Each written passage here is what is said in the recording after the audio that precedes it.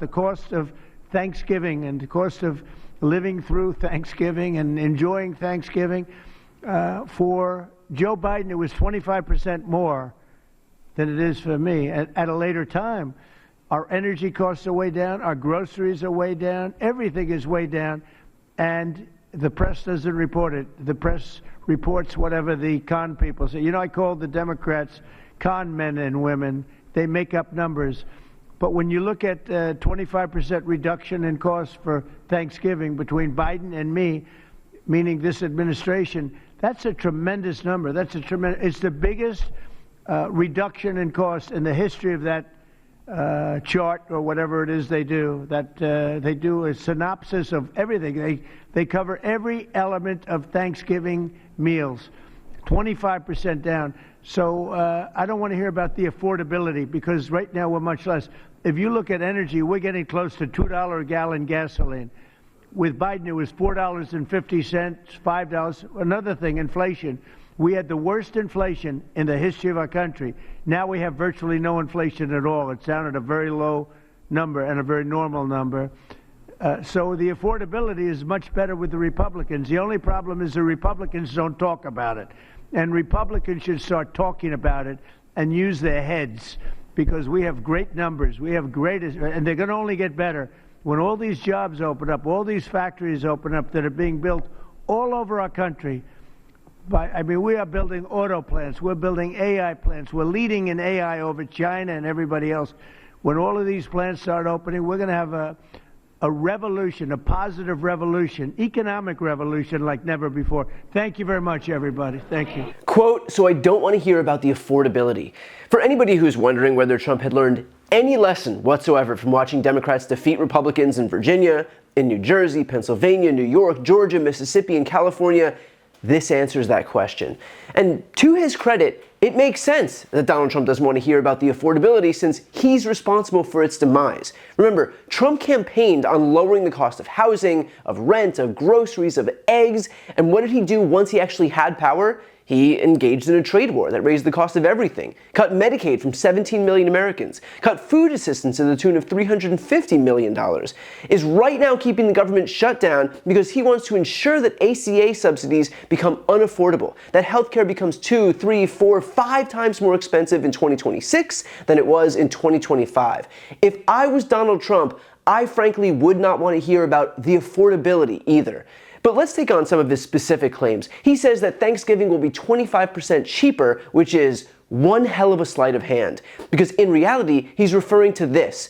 Quote, the 2025 Walmart Thanksgiving meal contains 15 items, while the 2024 meal contained 21 items. Additionally, most of the brand name items in the 2024 meal were replaced with great value items. By that logic, I hear Taylor Swift concert tickets are cheaper if you're willing to sit in the parking lot. Not only is Trump making everything more expensive, he's also treating everyone like they're stupid.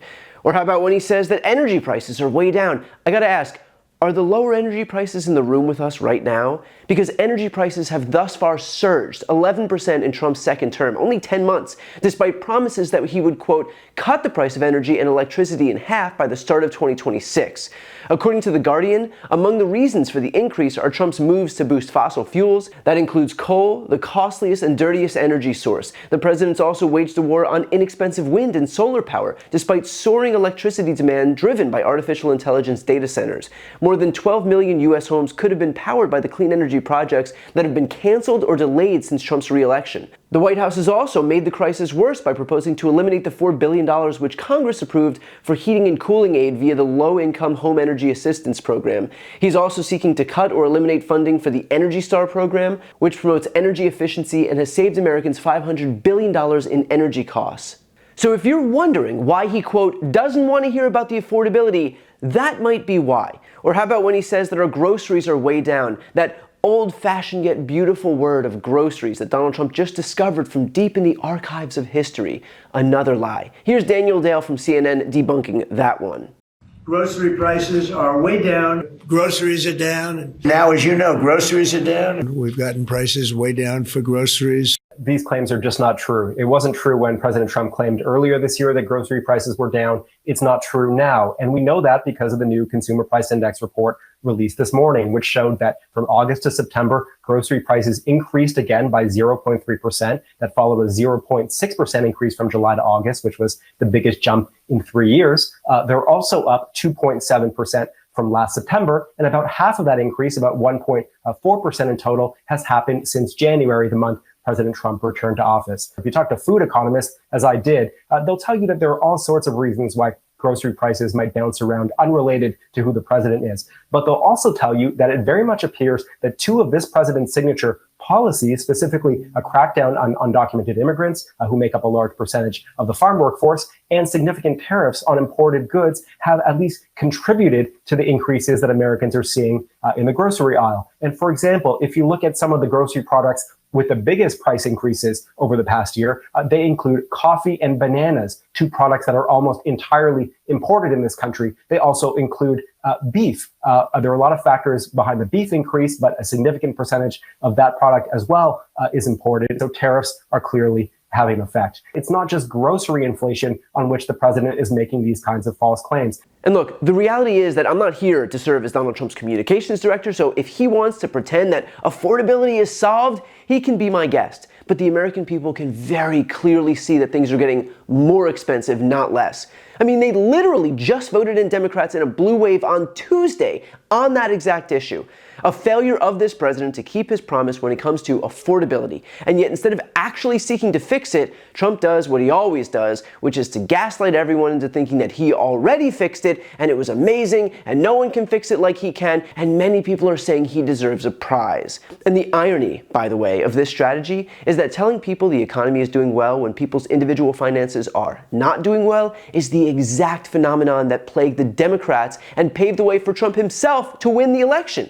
So the fact that Trump is now falling victim to that exact phenomenon is even more hypocritical since, of all people, he should know better. And yet still, the urge for him to lie is clearly too strong. The truth is that affordability is simply not a focus for Donald Trump. It was on the campaign trail when he needed something from the voters, namely their support, but now that he's got power, he doesn't care about them. Simple as that.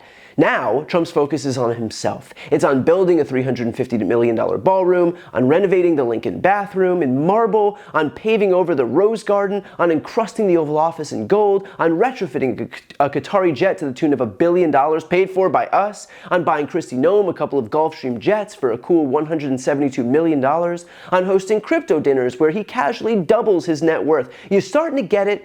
You're starting to understand why he needs everyone to be distracted with culture wars about the evil communist Marxist Democrats? Because if his base wasn't distracted, they would be able to see that Trump does not actually give a shit about them and is solely focused on himself. The good news is that despite Trump's efforts, the voters aren't quite as dumb as he had hoped. This as a new poll finds about 70% of Americans say groceries are more expensive now than they were a year ago. And about 60% of them are blaming President Trump. And given the state of Trump's answers, especially on affordability, he doesn't seem at all interested in altering course, meaning the results that we just saw on Tuesday might just be the beginning of a very good run for Democrats. Before you go, if you enjoyed this content and you want to see more and support independent media, please subscribe to this channel. The subscribe button will be right here on the screen. But second, the reality is that we are now in a political environment where this administration can lean on any of the social media platforms to suppress certain voices if they don't like critical coverage. That means my longevity here is in the hands of a few tech billionaires who are already making it clear that they are willing to cater to this administration. To that end, signing up for my newsletter is a way for me to reach you directly if that ever becomes necessary. I'll put the link right here on the screen as well, so please sign up. It's free, but there's also an option to do a paid subscription if you'd like to support me and my team. I really appreciate it. Thanks so much for watching.